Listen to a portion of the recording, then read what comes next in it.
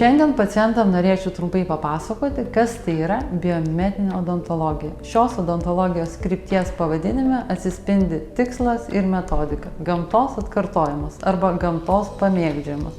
Mūsų kaip gydytojų tikslas yra pasirinkti medžiagas ir metodikas, kuriomis atstatytas dantis ir jo savybės bus artimos natūraliam gamtos sukurtam dančiui. Taip pat tai svarbu atlikti nepažeidžiant danties sveikųjų audinių, be reikalo jų nepreparuojant, ir labai svarbus principas yra danties gyvybingumo išsaugojimas. Tai reiškia, kad kanalų gydymas turėtų būti atliktas tik tuomet, kai tam yra medicininės indikacijos ir būtinybė. Tradicinė odontologija buvo įprasta stipriai pažeistiems dantims gydyti kanalus. Tokiu būdu buvo tikimasi išvengti danties jautrumo po gydymo, pagerinti plombos ar vainikėlio laikomumą, atcementuojant kaiščius į kanalus.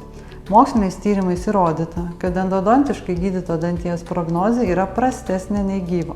Kodėl taip yra? Pirmiausia, dantis, kurio kanalai yra gydyti, netenka kraujotakos, tampa sausesnis, trapesnis, sumažėja jo elastingumas. Negyvas dantis nejaučia sukandimo stiprumo, nejaučia temperatūros pokyčių. Stori, kieti, ypatingai metaliniai kaiščiai kramtymo jėgą perduoda į danties šaknies sieneles, kurios jau yra susilpnintos ir išplonintos prieš tai minėtų procedūrų. Todėl neretai stebime tokių dantų šaknų suskilimus. Daugumos minėtų problemų mes galime išvengti pasitelkdami biomimetinės odontologijos principus.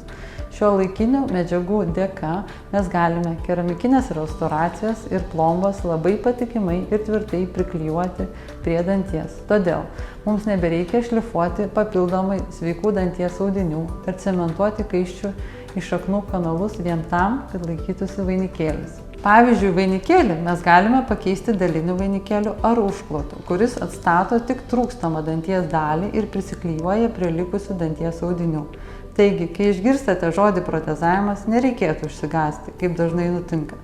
Pacientai sako, jog protezuoti nesutinka, nes nori dar išsaugoti savo natūralų dantį. Visgi, jei gydytojas rekomenduoja, leidžia galimybės, reikėtų didelius danties defektus, ypatingai negyvų dantų, atstatyti keramikiniais užklotais ar vainikėliais. Keramika yra medžiaga, kuri savo savybėmis panašiausiai danties emalį, išorinį kietąjį danties sluoksnį, apsauganti nuo dėvėjimosi bei pažeidimų. Žinoma, nedidelius bei vidutinius defektus galima plombuoti, pasitelkiant skirtingų savybių plombas, jas sluoksniuojant ir atkuriant dentiną, emalį, jungti tarp jų ir taip pat kartojant danties biomimetinės savybės.